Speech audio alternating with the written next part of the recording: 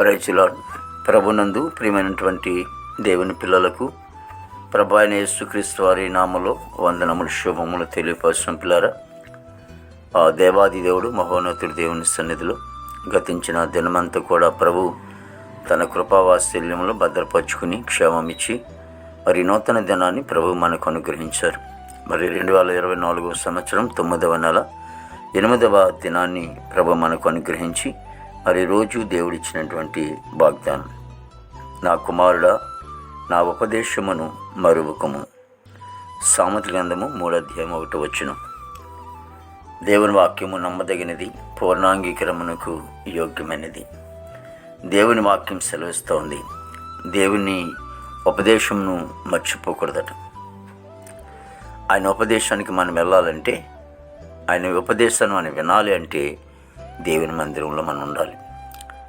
దేవుని మందిరంలో ఆయన ఉపదేశం మనం విన్నప్పుడు ఆయన మన జీవితంలో ఎంతో ఆశీర్వాదాన్ని ప్రభు కలుగజేస్తారు. అందుచేత ఈరోజు ఈ పునరుద్ధారమైనటువంటి దినమ రోజున ఎవరు కూడా ఆయన సన్నిధిని లేకపోతే ఆయన మందిరాన్ని ఎవరు కూడా మర్చిపోకున్నట్లు మరి అందరూ కూడా దైవ సన్నిధికి వెళ్ళి మరి దేవుని ఉపదేశమును వినేవాళ్ళుగా ఉండాలి.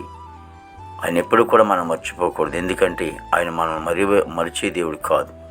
ఆపత్తుల్లోనూ, కష్టాల్లోనూ, ఇబ్బందుల్లోనూ, శోధనలోనూ, సమస్యలోనూ కృంగిపోతున్నప్పుడు, కన్నీరు కారుస్తున్నప్పుడు, మరి దుఃఖిస్తున్నప్పుడు ఆయన మనల్ని ఎప్పుడు కూడా విడిచిపెట్టలేదు. ఆయన ఎప్పుడు కూడా మనం మర్చిపోలేదు. ఆయన మరవలేదు. కాబట్టి ఈ రోజు వరకు మనం సజీవులుగా ఉన్నాము, ఆశీర్వాదకరంగా ఉన్నాం. ప్రార్థన చేసుకుందాం. ప్రేమగల తండ్రి, కృపలేసు నీకు స్తోత్రాలు చెల్లిస్తున్నాం ప్రభు. గొప్ప దేవుడు నీకు వందనాలు.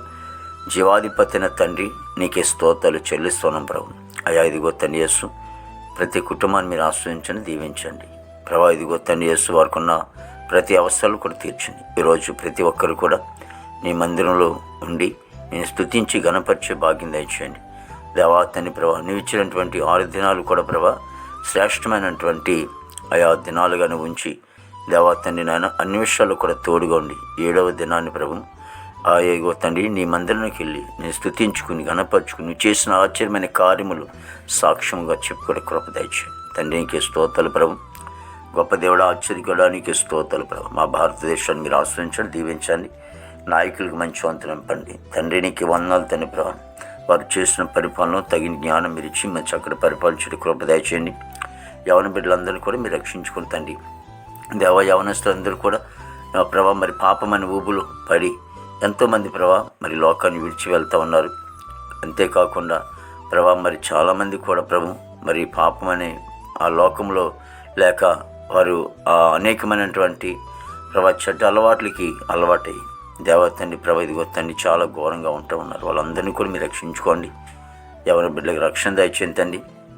విదేశాలటువంటి బిడ్డలందరూ కూడా మంచి వరువులతో నింపండి దేవ. చదువుకునే బిడ్డలకు మంచి జ్ఞానం ఇచ్చి రాకపోకలు మీరు తోడు సహాయం చేయండి. అనేక మంది ప్రభా ఉద్యోగాలు చేస్తూ ఉన్నారు.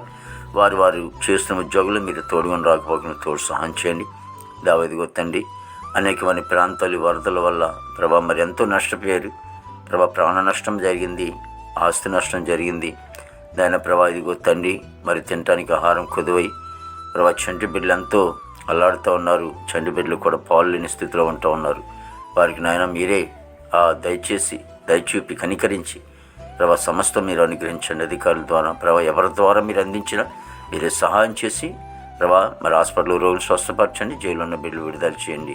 కోర్టు గొడవలు, కేసు గొడవలు అన్నీ కూడా కొట్టివేసి ఈరోజు ప్రతి సేవకుడు ప్రతి సేవకురాలు వారి సన్నిధికి వెళ్తుండగా ప్రేమలో మీ తోడుని అభిషేకముతో నింపి బలపరిచి నీ బిడ్డలను బలపరిచి నామనికి మహిమ తెచ్చుకొని యేసుక్రీస్తు వారి నామములో అడుగుచున్నాం తండ్రి. ఆమేన్, ఆమేన్, ఆమేన్.